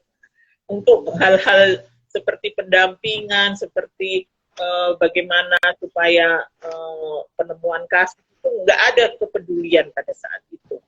Kemudian secara resmi, kemudian Komite AIDS HKBP juga memiliki banyak program yang selain KIE atau Komunikasi Informasi Edukasi juga memiliki program advokasi. Advokasi inilah selain advokasi ke tingkat atas seperti preses-preses gitu kan, di bawah Eporus itu ada preses. Nah, preses itu mengepalai distrik. Jadi bagaimana setiap distrik memiliki komite AIDS HKBP tingkat distrik. Nah, supaya aktif semua. Karena kalau cuman komite AIDS HKBP pada saat itu tingkat pusat disuruh pergi ke Papua, disuruh pergi ke kan habis tenaga, nggak cukup apa. Jadi dibentuklah tingkat-tingkat distrik. Pada saat itu diadakan pelatihan juga supaya mereka bisa menjadi pionir-pionir untuk pembentukan komite AIDS HKBP di tingkat distrik. Lalu komite AIDS HKBP selain bekerja tentang advokasi, juga advokasi kepada pemerintah. Bagaimana supaya pemerintah memberikan bantuan ke rumah sakit HKBP sebagai VCT-nya VCT-nya HIV pada saat itu supaya dihidupkan gitu. Jadi adalah insentif pada saat itu dari pemerintah, ada mesin-mesin CD4, mesin viral load. Nah, itulah yang program advokasinya. Kemudian juga advokasi kepada lingkungan, bagaimana supaya lingkungan itu tidak menstigma dan tidak mendiskriminasi ODIF ini. Lalu juga pada saat itu kenapa rumah sakit HKBP menjadi penting? Ya karena yang lainnya belum bekerja, inilah melalui kerja karena rumah sakit HKBP dengan komite AIDS HKBP itu institusi yang berbeda sebenarnya.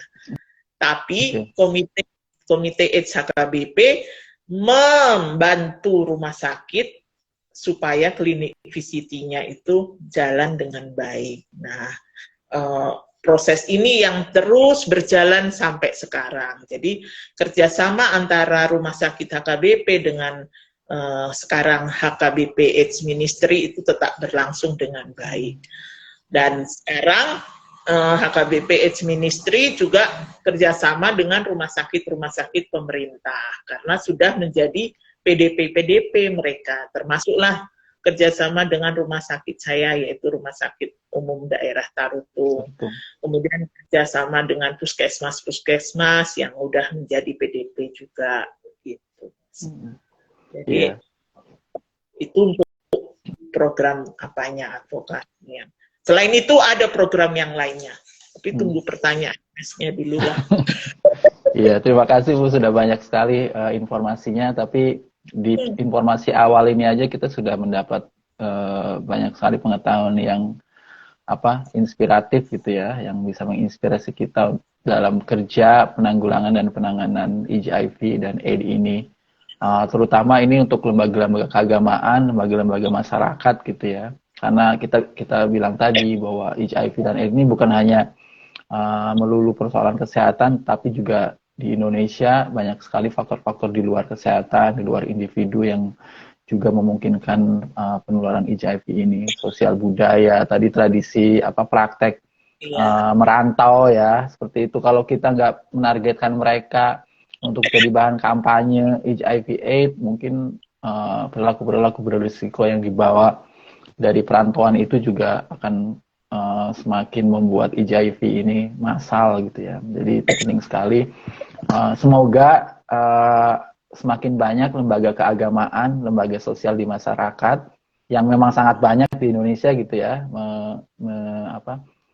mengikuti jalan seperti ini. Kalau perlu belajar, saya pikir HKBP sudah bisa menjadi tempat yang qualified untuk menjadi tempat magang ya, bagaimana secara keorganisasian, dari segi program, lembaga-lembaga agama ini terlibat memerankan berbagai upaya penanganan dan penanggulangan HIV dan juga penanganan AIDS ini. Dan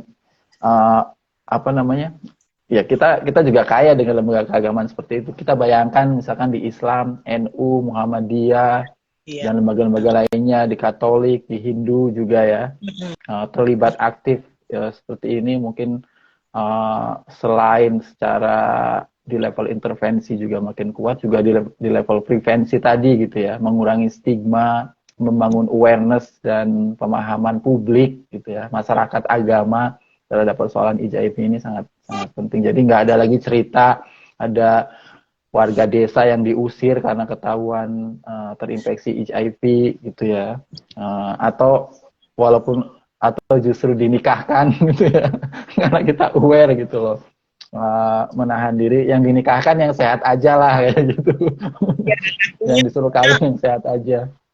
Bukannya penderita HIV nggak boleh menikah, tapi ya itu penting Bu, coba dijelaskan. Dulu gitu kan, diobati dulu, baru undetectable boleh menikah gitu.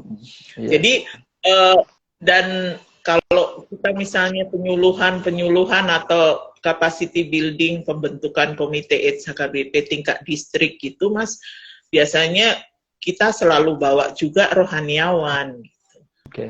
Jadi rohaniawan ini bisa pendeta, bisa diakones, belfro, kalau di HKBP ya. Jadi mereka di awal itu ngasih ngasih khotbah dulu dengan ayat yang mendukung siapakah sesama gitu. Jadi di ayat perempuan Samaria atau Samaria yang menolong orang yang kerampokan. Nah, kan Samaria dianggap itu kelas yang bawah gitu.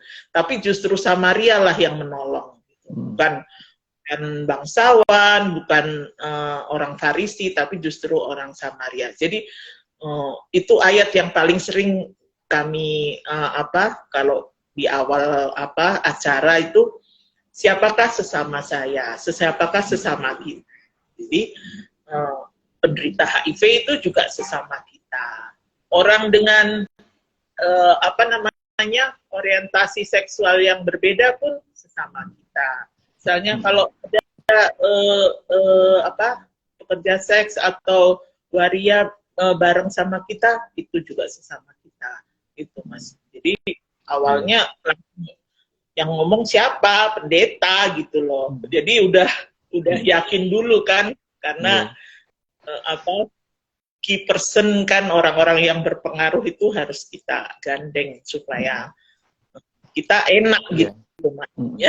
Karena kalau tiba-tiba kita yang masuk, nanti ke sana, jangan di sini, jangan di gereja kamu bikin penyuluhan, pergi kamu ke lokalisasi sana.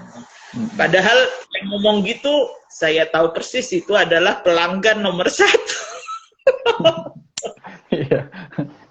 Iya, bisa kebayang ya. Iya, bekerja dengan figur agama, tokoh-tokoh agama itu memang menjadi penting gitu ya, untuk membangun kesadaran. Tapi masalahnya Bu, bukan hal mudah gitu ya, untuk mengajak tokoh-tokoh agama punya pemahaman, punya kesadaran tentang HIV dan AIDS ini. Ya seperti tadi, pikiran-pikiran tentang HIV sebagai akibat dari perilaku berdosa gitu ya, hanya orang-orang berdosa yang mengalami itu justru paling kuat di kepala para tokoh agama kan. Nah, kita bisa belajar dari dari HKBP ini gimana membangun itu, Bu, khusus untuk para tokoh agama supaya mereka punya pemahaman, punya pengetahuan, punya kepedulian terhadap HIV dan mengurangi sikap-sikap yang stigmatik, karena di beberapa kasus kita masih melihat itu gitu loh, yang paling gamblang lah, yang masih melekat di kepala kita. Seperti tadi malah disuruh poligami gitu. Itu tokoh agama juga selain tokoh politik. Gimana HKBP membangun pemahaman di kalangan tokoh agama sehingga bisa diajak dalam program-program penyuluhan dan kampanye penanganan HIV dan AIDS ini, Bu? Iya, jadi memang perlu sedikit variasi trik-trik gitu kan, supaya tokoh agama ini mau gitu. Jadi waktu itu salah satu yang dilakukan Komite AIDS HKBP adalah poster dari pimpinan HKBP, yaitu Sekjen Ramlan Hutahayan, Sekretaris Jenderal, yang menggendong anak dengan HIV. Oke. Jadi anak dengan HIV si Berkat itu digendong, itu jadi poster, jadi semacam maskot kami lah foto itu. Nah, pimpinan HKBP aja aware loh, menggendong anak loh dengan HIV. Artinya itu udah menggambarkan pesan kan, satu gambar udah bercerita 1000 kata itu kan, bahwa penderita HIV atau orang dengan HIV itu jangan berpikir tentang dosa. Kalau berpikir tentang dosa, masa kan anak dengan HIV itu orang yang berdosa kan? Dia belum bisa melakukan apa-apa, dia dapatnya itu dari orang tuanya. Kemudian yang kedua, pimpinan aja mau melakukan hal-hal yang dianggap orang nanti menular, kena sentuhan tangan. Ini menggendong, berarti HIV itu tidak menular melalui sentuhan skin to skin atau menggendong, bersalaman dan sebagainya. Kontak sosial itu tidak menular. Kemudian juga menggambarkan juga bahwa sedangkan yang berjabatan tinggi aja juga peduli kepada penanggulangan HIV. Masakan saya otomatis misalnya pendeta yang masih muda, pendeta yang masih tingkat bawah-bawahnya gitu, masa nggak peduli juga, berarti harus peduli. Jadi cara-cara yang seperti itu kadang sangat efektif gitu, cuman satu gambar tapi udah bisa membuat kampanye yang sangat positif gitu, Mas. Iya, jadi harus dicari cara yang kreatif, inovatif ya, yang sesuai dengan cara-cara di masyarakat juga, tapi langsung kena seperti itu. Ada pesan dari Kak Nurhayati, katanya suaranya putus-putus, semoga sudah lebih lancar. Mohon maaf karena memang kadang koneksinya tidak stabil ya. Teman-teman lain yang punya pertanyaan, kita masih punya sisa waktu mungkin sekitar 10-an menit lagi untuk sampai ke ending pembicaraan kita. Saya masih punya beberapa pertanyaan lain, nggak apa-apa ya Bu ya, karena kita jarang-jarang nih punya kesempatan menggali isu seperti ini langsung dari informan yang sangat penting. Ya, mungkin yang perlu belajar juga soal cara HKBP, baik rumah sakitnya maupun tadi HKBP AIDS Ministry, memobilisasi sumber daya, Bu. Selain tadi kerjasama gitu ya, sebenarnya sumber dayanya dari mana dan bagaimana memobilisasi sumber daya itu sehingga HKBP dengan berbagai kelembagaan di bawahnya itu bisa menjalankan program-program penanggulangan dan penanganan HIV dan AIDS ini lebih maksimal dan bisa diandalkan gitu ya. Kira-kira seperti apa, Bu, gambarnya sehingga kita bisa belajar gitu loh, bahwa banyak loh sumber daya yang bisa digali, bisa dimobilisasi, dan ini bukan cuma berjalan 1-2 tahun. Kalau kita melihat kan tadi kasus pertama sudah belajar ya 23, udah hampir 20 tahun ya. Jadi mempertahankan itu hingga 2 dekade ini juga menjadi pelajaran sangat penting. Jadi kira-kira dari mana menggali sumber daya dan memobilisasinya dan mempertahankannya terutama. Iya. Jadi memang ini pertanyaan yang klasik tapi susah gitu ya. Jadi kalau dulu kan zaman kalau saya dengar dari Eda Loli ataupun Pak Gomar gitu, aduh pokoknya seringlah mereka pakai uang sendiri gitu kan. Kalau mau penyuluhan gitu paling tidak beli bensin, beli pakai uang sendiri gitu ke gereja-gereja. Terus tapi itu untungnya Mas, HKBP ini secara struktur tuh memang jelas gitu. Yeah. Apalagi setelah ada dukungan dari pimpinan, otomatis pemimpin-pemimpin tingkat gereja, tingkat jemaat itu ya otomatis menyambut gitu. Jadi mereka mengundang, kalau di bidang penyuluhannya itu biasanya kita nggak keluar uang karena daerah tujuan atau tempat tujuan itu jemaat setempat itu menyediakan snack semua dari mereka ya. Jemaatnya juga mereka yang mendatangkan begitu. Jadi kita tinggal tayang aja. Kemudian juga dari bantuan pemerintah. Jadi tadi kan ada Komisi Penanggulangan AIDS Daerah. Nah, kita waktu itu juga mendekati pemerintah supaya paling tidak meskipun dekat-dekat ke bulan 12, tapi jangan hanya untuk ritual ritual hura-hura aja di tanggal 1, tapi bermanfaatlah si yang 200 juta per tahun itu, apa yang bermanfaat, apa yang bisa kita apakan, kerjasamakan. Jadi biasanya waktu itu 200 juta itu untuk penyuluhan ke semua sekolah-sekolah se-Kabupaten Toba misalnya. Nah, itu otomatis dari sekolah lah menyediakan semua. Kemudian juga dari pemerintah kita dapat insentif untuk tenaga.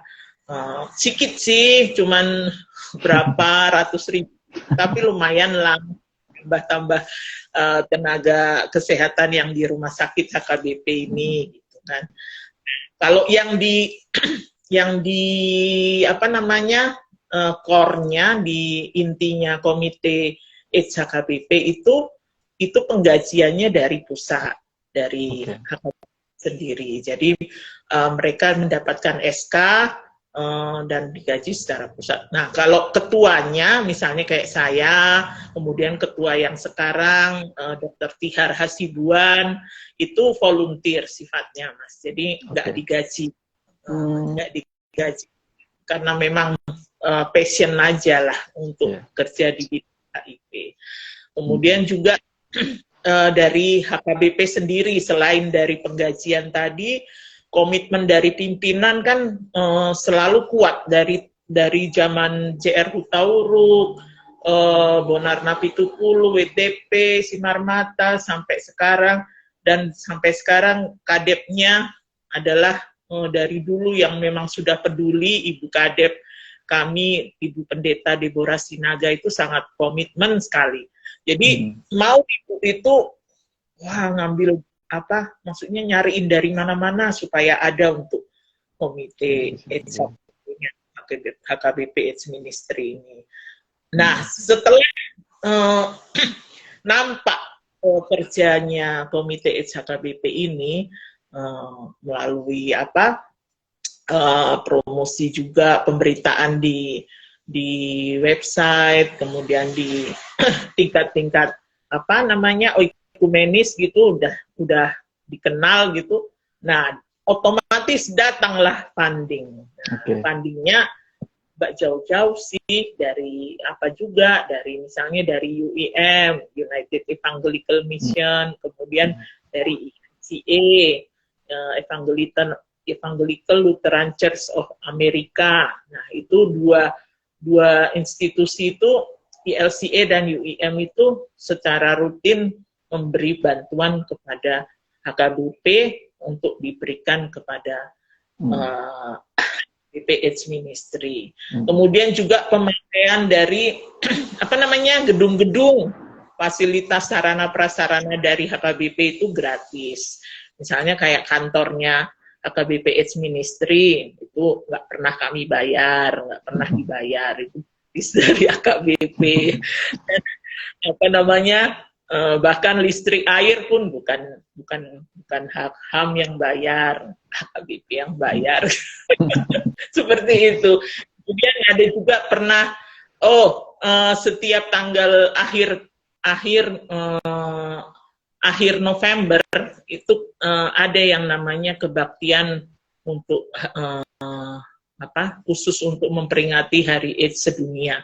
Jadi kolekte yang dikumpulkan pada minggu terakhir bulan November itu diberikan kepada HKBP AIDS Ministry. Kemudian juga dari donatur-donatur yang nggak bisa disebutkan karena ada di Samosir ada juga khusus untuk HIV, anak dengan HIV di sana. Jadi semacam panti asuhan anak dengan HIV yang tidak memiliki lagi orang tua maupun kakek nenek yang bisa merawat mereka. Nah, itu full sponsor, full dibiayai oleh HIV. Iya, banyak sekali ya ternyata yang bisa digali baik di masyarakat maupun di pemerintah maupun di lembaga donor. Tapi yang paling penting yaitu kita punya program yang terstruktur, yang sistematis, yang bagus gitu ya. Itu penting sekali, punya tim yang bagus juga dan menunjukkan kerja-kerja yang memang di lapangan sangat dibutuhkan di masyarakat gitu ya. Itu penting sekali. Sehingga sumber daya itu istilahnya itu ngikutin program gitu ya, nggak program nyari-nyari sumber daya seperti itu. Dan sebenarnya dari cerita Dr. Basaria tadi kita tahu banyak sekali sumber daya yang bisa digali itu. Tapi yang penting ya tadi kita punya program yang bagus, yang tersistematis. Kita juga punya tenaga-tenaga yang kreatif dan yang paling penting adalah komitmen tadi, percaya bahwa pekerjaan atau program-program penanggulangan ini juga bagian dari kontribusi sosial keagamaan gitu ya.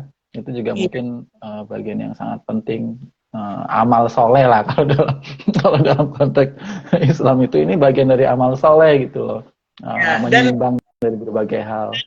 Ini juga Mas, untuk personil-personil di Komite AIDS HKBP atau sekarang HKBP AIDS Ministry ini sepertinya memang gimana ya, aku pun nggak ngerti, tapi kayaknya yang dipilih tenaganya untuk itu yang digaji penuh ya, yang dipilih itu memang orangnya jiwanya memang jiwa untuk pelayanan HIV banget gitu loh, yang nggak hitung-hitungan, yang nggak pokoknya yang kreatif juga, penuh inovasi dari dulu seperti itu. Jadi seperti Matilda, Nenggolan, Nur Hayati Silalahi yang ikut juga di sini, Tagaul, kemudian yang sekarang ada Pratiwi, Berlian Sibagari, yang itu orang-orang yang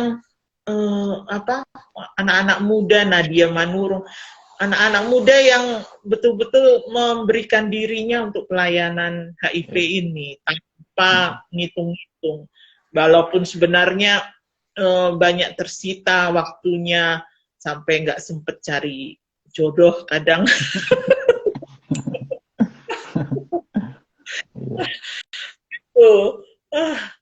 Itu aku rasa sekali dari dulu sampai sekarang gitu Mas. Ya, dari dalam kesempatan ini juga kita menyampaikan apresiasi ya, penghargaan dan terima kasih kepada semua teman-teman yang khususnya di HKBP AIDS Ministry yang sudah terlibat dan menunjukkan komitmen sangat tinggi tanpa kenal lelah untuk terus memikirkan, mengusahakan supaya HIV dan AIDS ini bisa tertangani dengan baik, dan semoga ini bisa sekali lagi menginspirasi kita semua gitu ya, khususnya lembaga-lembaga keagamaan. Kita juga bisa belajar banyak di sini, dan saran gitu ya buat teman-teman lembaga keagamaan yang ingin belajar bagaimana penanganan dan penanggulangan HIV/AIDS, programnya, mobilisasi massa dan mobilisasi sumber daya dan seterusnya, HKBP saya pikir bisa diandalkan di sini. Sekali lagi terima kasih tenaga-tenaga HKBP AIDS Ministry dengan komitmennya ini gitu ya, sangat inspiring, dan semoga selalu diberi kesehatan juga gitu ya untuk terus bisa menjalankan program ini. Soal jodoh nggak usah dipikirin lah, biar lebih fokus. Nanti datang sendiri. Ya. Masih menyusui bayinya seperti Oka Harianja, dia harus meninggalkan bayinya untuk pergi ke Samosir, menyeberang lautan gitu kan.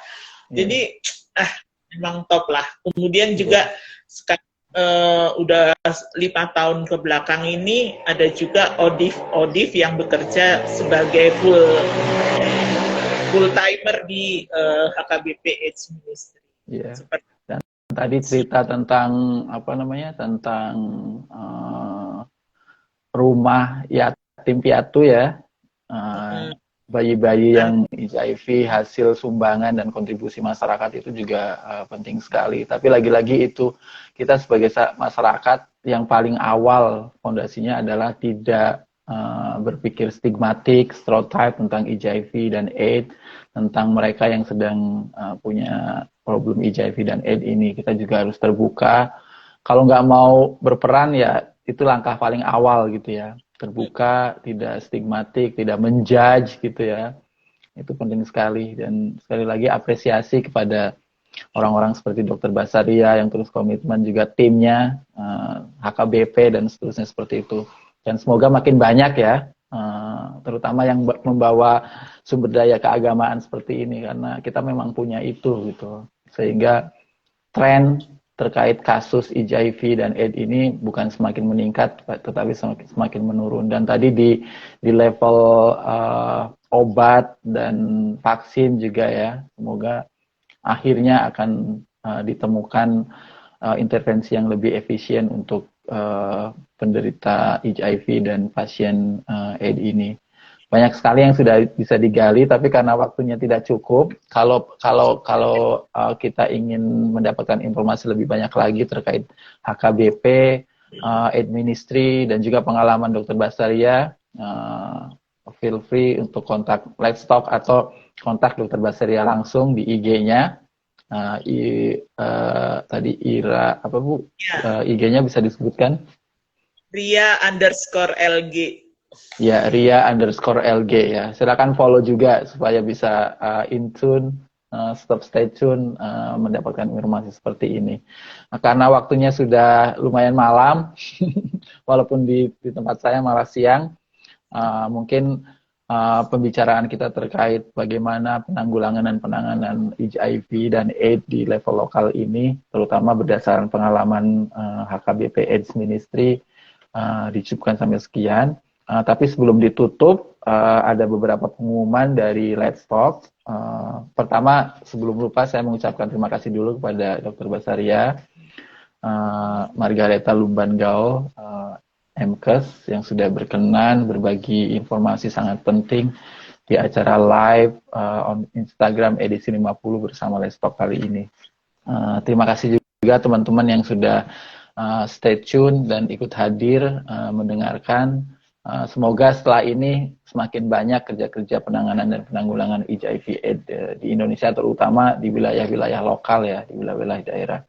Baik, untuk pengumuman kegiatan Let's Talk selanjutnya nanti tanggal 22 Januari minggu depan, jam yang sama 19.00 tapi lewat Zoom. Kita akan punya talk show edisi 54, akan membicarakan tentang bagaimana pengalaman PRT migran terkait dan implikasinya terhadap fenomena model berkeluarga baru ya, keluarga jarak jauh, keluarga di mana perempuan-perempuan menjadi kepala rumah tangga, seperti itu.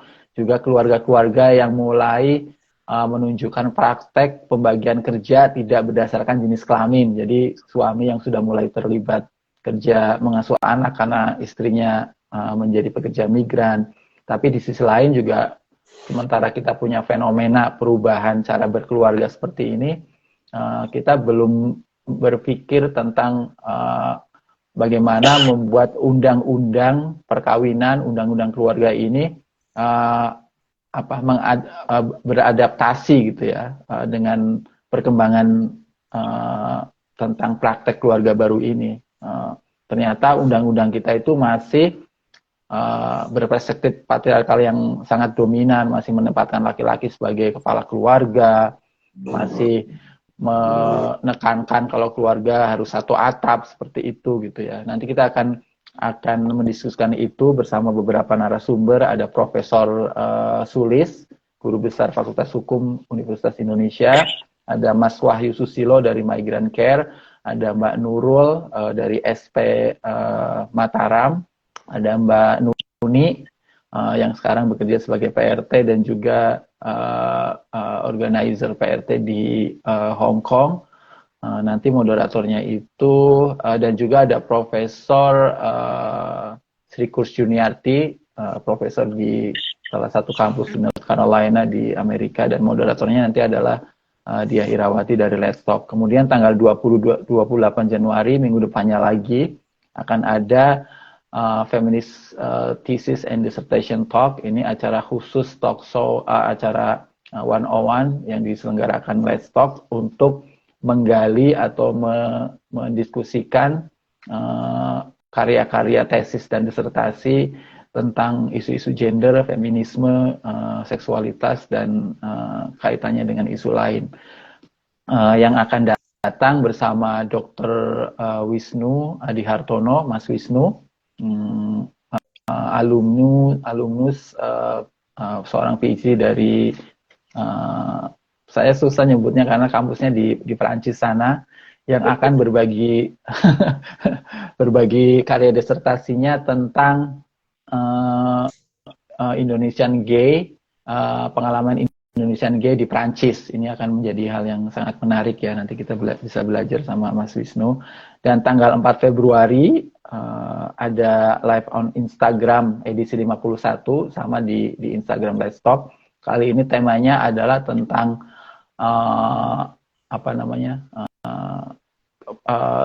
perilaku kekerasan dalam rumah tangga seperti poligami dan juga kekerasan-kekerasan lain yang melibatkan para aktivis HAM gitu ya. Kita sering berpikir aktivis HAM itu udah selesai, pasti punya perspektif tentang zero tolerance kekerasan terhadap perempuan, kekerasan berbasis gender, tapi ternyata kita masih menemukan fenomena seperti itu, aktivis HAM, tapi ternyata di rumahnya menjadi pelaku pelanggaran HAM seperti itu terhadap istrinya dan seterusnya. Kita akan bicara itu tanggal 4 Februari bersama Mas Kinyur alias Mas siapa ya nama aslinya? Mas Kinyur, pendiri Konde yang juga lama membangun aliansi laki-laki baru dengan moderator Ira dari Let's Talk. Dan jangan lupa juga teman-teman yang ingin berpartisipasi berbagi pengetahuan tentang isu-isu terkait gender, seksualitas, dan feminisme, bisa juga mengirimkan tulisan untuk dipublish di portal Let's Talk, letstalk.com. Silakan. Sekali lagi terima kasih Dr. Basaria, selalu sehat. Semoga nanti kita bisa ketemu di Sumut ya. Ya. Suatu saat. Mau pulang kampung. Ya, semoga. Tahun lalu sebenarnya sudah pulang kampung, tapi nggak sempat lama di Medan karena harus penelitian. Semoga nanti segera bisa punya kesempatan lagi pulang kampung. Yang penting tetap sehat, tetap semangat. Salam buat semua teman-teman di HKBP Aid Ministry. Semoga terus bisa punya semangat untuk memperjuangkan hak-hak warga negara yang menghadapi persoalan HIV dan AIDS ini. Terima kasih sekali lagi. Terima kasih kepada semuanya yang sudah hadir. Semoga acara kita bermanfaat bagi kita semua. Selamat malam waktu Indonesia bagian barat dan selamat pagi untuk kita yang ada di bagian bumi bagian utara ya. Terima kasih Bu Dr. Basaria, sampai ketemu lagi. Ya. Sampai ketemu Saya Mas. Agung. Ya, terima kasih.